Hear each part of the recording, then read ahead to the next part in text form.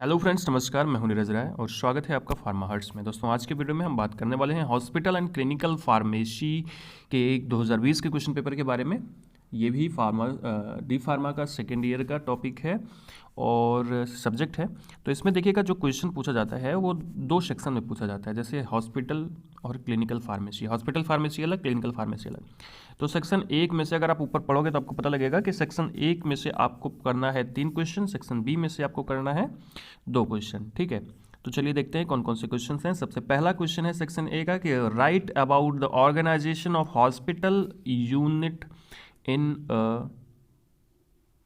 Hospital. Sorry, फिर से देखिएगा, write about the organisation of hospital pharmacy unit in hospital. एक हॉस्पिटल के अंदर में हॉस्पिटल फार्मेसी का ऑर्गेनाइजेशन कैसा होता है। ठीक है, दूसरा क्वेश्चन है कि write about the different method of in patient dispensing. In patient को हम कैसे कैसे डिस्पेंस करते हैं, कौन कौन सी मेथड होती है, उसके बारे में डिस्कस करना था। जैसे सैटेलाइट फार्मेसी होती है, बेडसाइड फार्मेसी होती है, तो उसी तरह से आपको इसमें बताना है। दूसरा क्वेश्चन है कि what are the responsibilities of the pharmacist in a hospital and in community pharmacy। एक फार्मासिस्ट की हॉस्पिटल और कम्युनिटी फार्मेसी में क्या रिस्पॉन्सिबिलिटीज़ होती हैं, इसके बारे में आपको बताना है। नेक्स्ट क्वेश्चन है discuss composition and function of the PTC. PTC का मतलब होता है फार्मेसी थेरापेटिक कमेटी का कंपोजिशन और फंक्शन क्या होता है, इसके बारे में आपको बताना है। नेक्स्ट और तीसरा क्वेश्चन है हॉस्पिटल फार्मेसी का कि right nomenclature and uses of the instruments. ये बहुत इंपॉर्टेंट है और ये क्वेश्चन अक्सर पूछा जाता है, तो इसको आप याद कर लीजिए क्योंकि आपके लिए आसान होगा। ठीक है, नेक्स्ट क्वेश्चन है कि right a note on the drug information service. और ये भी क्वेश्चन कंफर्म है, हर बार पूछा जाता है और अब की बार भी पूछा जाएगा, इसलिए इसको तो जरूर तैयार करके जाना। ठीक है, कि right a note on the drug information service या ड्रग इंफॉर्मेशन बुलेटिन। ये सारे क्वेश्चंस बनते हैं, एक ही क्वेश्चन है पूरे चैप्टर में। ठीक, चौथा क्वेश्चन, वो write a brief note on the following. कौन कौन सा नोट लिखना है। Hospital formulary system, manufacturing of liquid orals, surgical dressing and computer and hospital and retail pharmacy.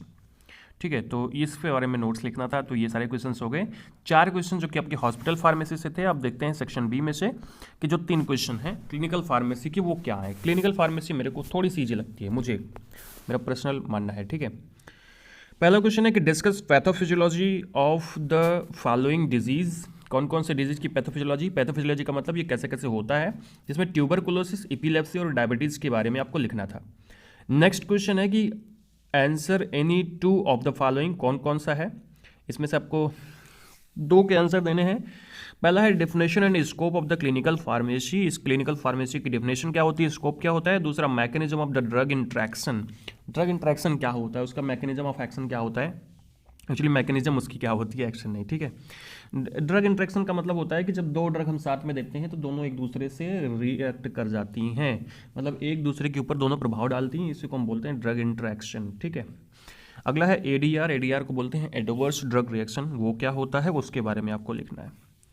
7वां और लास्ट क्वेश्चन है हॉस्पिटल एंड क्लिनिकल फार्मेसी का, right general principle of the treatment of poisoning. Poisoning का जो है general treatment, right the principle of the treatment of the poisoning. ठीक है, poisoning को हम कैसे ट्रीट करेंगे। और लास्ट क्वेश्चन है इसका, discuss various factor which affect the bioavailability of drug. Bioavailability को अफेक्ट करने वाले फैक्टर कौन कौन से। बायोअवेलेबिलिटी का मतलब होता है कि जो दवा हमारे अंदर जा रही है वो कितना एक्शन शो करेगी। ठीक है, तो उसी को बोले बायोअवेलेबिलिटी। तो इतना क्वेश्चन जो है पूछा गया था, आप स्क्रीनशॉट ले लीजिएगा। तो स्क्रीनशॉट ले लेंगे तो आपके लिए क्वेश्चन नोट करना आसान हो जाएगा। अगर हो सकेगा तो मैं डिस्क्रिप्शन में लिंक दे दूंगा सारे क्वेश्चन पेपर की। Okay, thank you.